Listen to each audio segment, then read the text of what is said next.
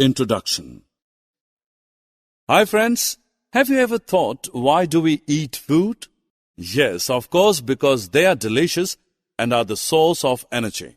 In this module, we are going to study about different food items that we eat. Objectives. Dear friends, at the end of this lesson, you'll be able to list nutrients and detect carbohydrate, proteins, and fats in the food items.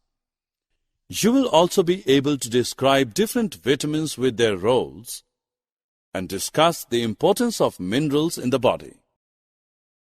In addition to this, you will also be able to explain the importance of dietary fibers and water in the body, explain the importance of balanced diet, and define deficiency diseases. Friends, we get excited when our mother cooks delicious food for us like dal, roti, sambar, idli, rice, etc.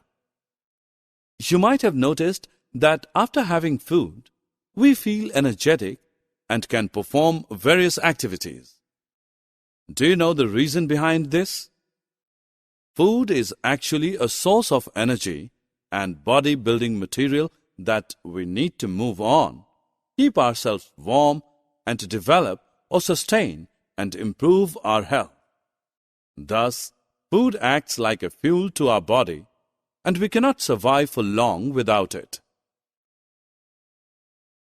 Now, a question may arise that how do we get energy by eating food, and why food is known as fuel for our body? Friends, food has 5 basic components in it. These are carbohydrates, proteins, fats, vitamins, and minerals. All these components together are called as nutrients. A body digests food and absorbs these nutrients to provide energy. Some nutrients help us fight against diseases. Do you know this fact that each food item contains all nutrients in different amount, and each nutrient plays a different role in the body? Let us know about these nutrients one by one in detail. First, carbohydrates. Carbohydrates form an essential structural component of living cells.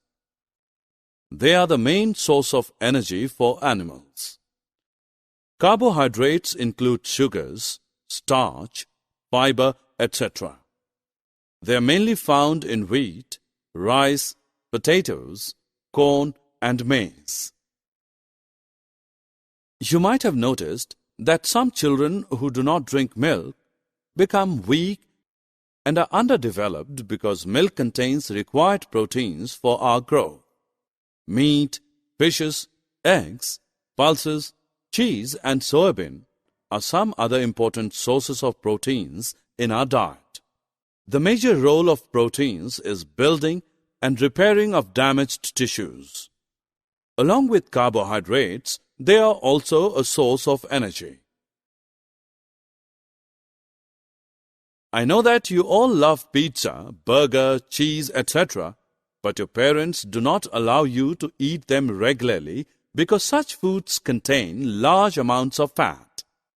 Fats supply us with energy.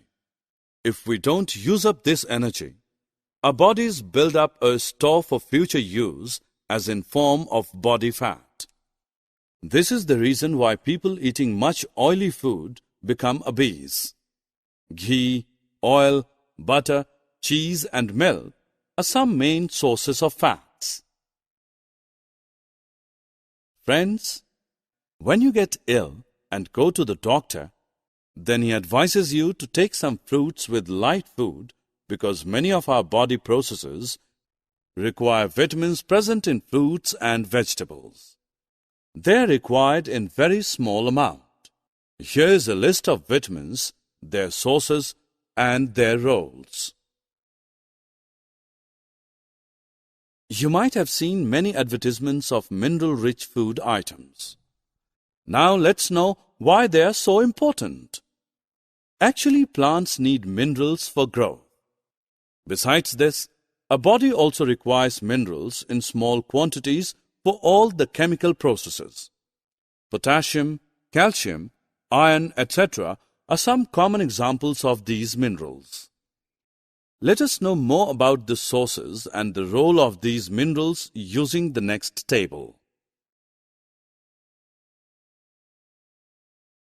Dear friends, do you know that besides nutrients, dietary fiber also play an important role in our body? They are usually known as roughage. You need to know that roughage does not provide any nutrition to our body, but adds bulk. They are found only in plants, pulses, potato, fresh fruits and vegetables as the main sources of roughage.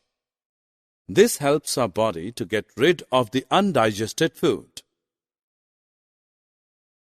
Now let us know about water, which is also an important constituent of our food. Our body gets most of the water in the form of liquid. In addition, we also add water while cooking the food. Water helps our body to absorb nutrients from the food. It is also helpful in throwing out some wastes from body as urine and sweat. As we know that all kinds of foods do not contain all the components. Our meals should have a balance of the different nutrients that our body needs for growing and maintaining good health. Such a diet is called a balanced diet. In other words, we can say that a balanced diet includes all the nutrients that our body requires in proper quantities. So we should accept the fact that having a balanced diet is the best way to live a healthy life. Friends, after knowing about the balanced diet, we should also know that if we don't take proper diet, then what will be the problems? I hope that you might have heard about deficiency diseases. These are the diseases that occur due to lack of nutrients over a long period and hence called deficiency diseases. Here is a list of some of the deficiency diseases and their symptoms. Summary. Let us summarize what we have learned. Carbohydrates, proteins, fats, vitamins and minerals are the major nutrients in our food. In addition, food also contains dietary fibers and water. Carbohydrates and fats mainly provide energy to our body. Proteins and minerals are required for the growth and the maintenance of our body. Vitamins help us in protecting our body against diseases. Introduction. Hi friends, have you ever thought why do we eat food? Yes, of course, because they are delicious and are the source of energy. In this module, we are going to study about different food items that we eat. Balanced diet provides all the nutrients that our body needs in right quantities along with adequate amount of roughage and water. Deficiency in one or more nutrients in our food for a long time may cause certain diseases or disorders. These are called deficiency diseases.